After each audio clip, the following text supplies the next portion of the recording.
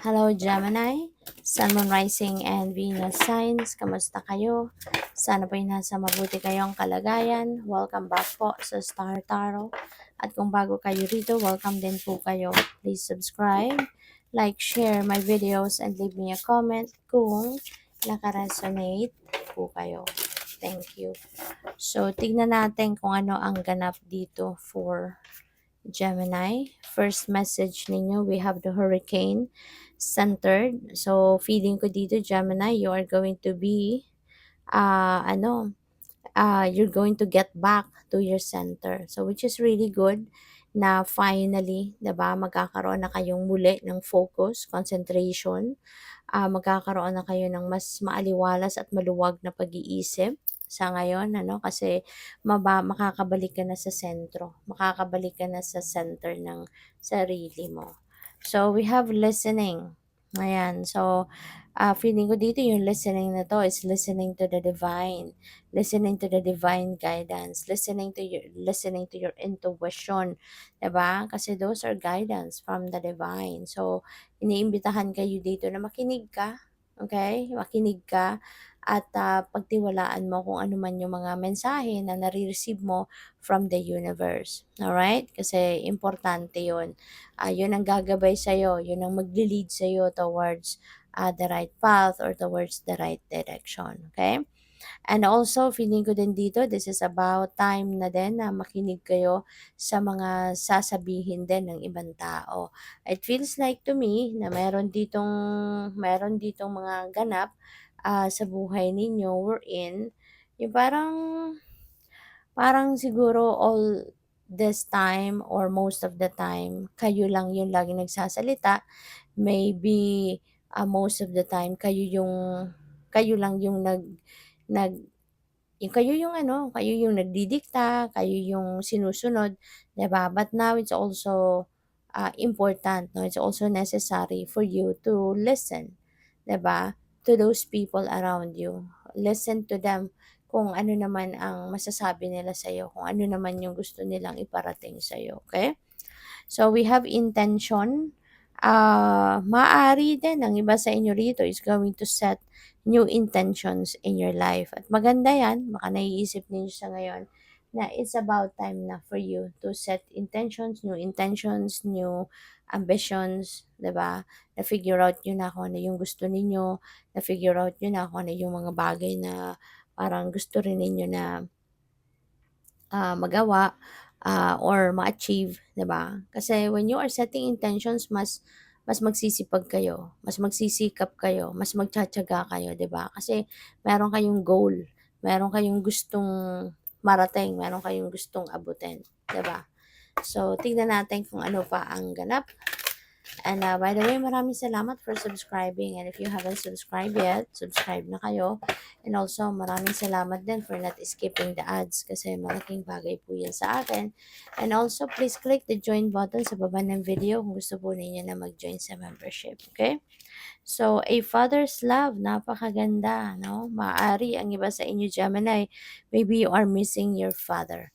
You know, whether yung tatay ninyo nakakasama nyo pa, nandito pa, or yung tatay nyo naman baka nag-pass on na on the other side. So, regardless, no, kung nandito pa siya or hindi na, maybe you are missing your dad. Kasi, kung kunyari, buhay pa din siya, nakakasama po mo siya paminsan, pero baka ngayon, no, magkahiwalay na kayo. Maaaring you are living in a different place, tapos yung daddy mo baka nakatira na din sa ibang lugar. So, maaring hindi kayo madalas magkita in person or po puwedeng nagvi-VC din kayo, pero iba pa rin, 'di ba? Yung nahahawakan mo, na nahahalikan mo, naaakap mo, nakikita mo, nakakausap mo ng face to face yung tatay mo. So, feeling ko dito ang iba sa inyo, super nami-miss ninyo yung tatay ninyo. Or lalong-lalo na siguro kung ang tatay mo ay nag-passed on na on the other side for some of you, 'di ba? So, siguro at this time masyado mo siyang nami-miss. And maybe this time ano, kung kailan malaki ka na, adult ka na, tsaka mo lang siguro ngayon naiisip din na appreciate lahat 'no, ng kabaitan, lahat ng pagmamahal na binigay sa'yo ng tatay mo when you were younger 'no. So, maaaring naaalala mo 'yan sa ngayon or inaalala mo. Basahin natin 'no, yung message sa card. "A father's love for his son or daughter never dies. The strength gained from such love is often unquantifiable and that it can be tapped into at any time for whatever reason." No? So, kaya yun siguro, no, nami-miss ninyo. Yun ang nami-miss ninyo, yung pagmamahal, yung, yung inspiration na binigay sa'yo, no, ng tatay mo. When, sa tuwing makakasama mo siya or during your younger years. Sabi dito, whether your father is still here or has passed. A father's love is one of the strongest bonds any of us will ever experience. No? So baka din ang iba sa inyo, baka daddy's girl kayo or or daddy's boy, 'di ba? So your next message is trust. Ayan, sabi dito, while your logical mind is dictating a supposedly clear direction, your soul's inner guidance is urging you to follow an alternative path. Wow. So, merong, meron kayong naiisip, no? Maybe you already have planned out something, 'di ba?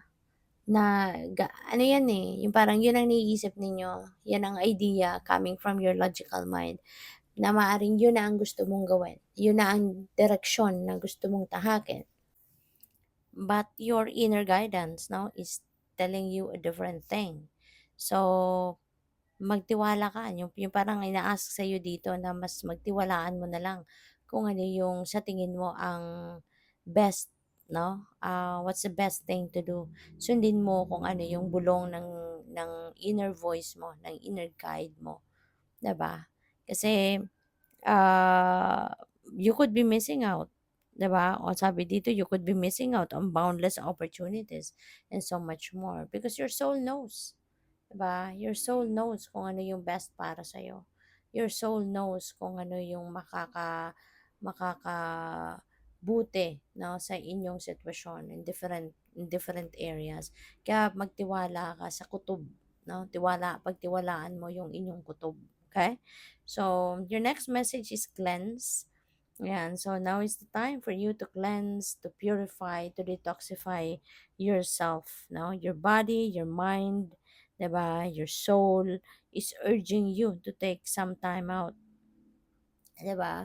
Para na makapag-cleanse ka, para na makapag-declutter ka, makapag-unload ka ng stress, 'di ba? Makapag-declutter ka ng isip mo, ng damdamin mo, matanggal na yung mga mind chatter mo, yung mga kung ano-anong pumapasok sa isip mo, 'di ba? Na hindi hindi mahalaga or hindi nakakatulong sa inyong sitwasyon or hindi nakakapagpaganda ng pakiramdam mo, yung gano'n, 'no? Yung bang ano 'yan, yung bang imbes na maging excited ka, imbes na maging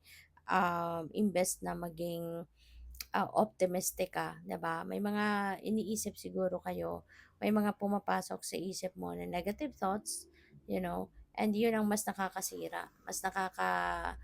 mas nakaka-derail kumbaga 'no, ng kung ano man ang gusto mong gawin or kung ano man ang naiisip mo sana na magandang ideya. So, pupuwedeng nakakasira 'yun, nakakabasag kumbaga ng ano mo, ng clarity, 'di ba, ng isip mo. So, it's time for you to cleanse. Okay? It's time for you to do some kind of introspection, contemplation, para na makita mo, ma-figure out mo ano yung importante at hindi, ano yung positibo at hindi. Okay? Good luck sa'yo.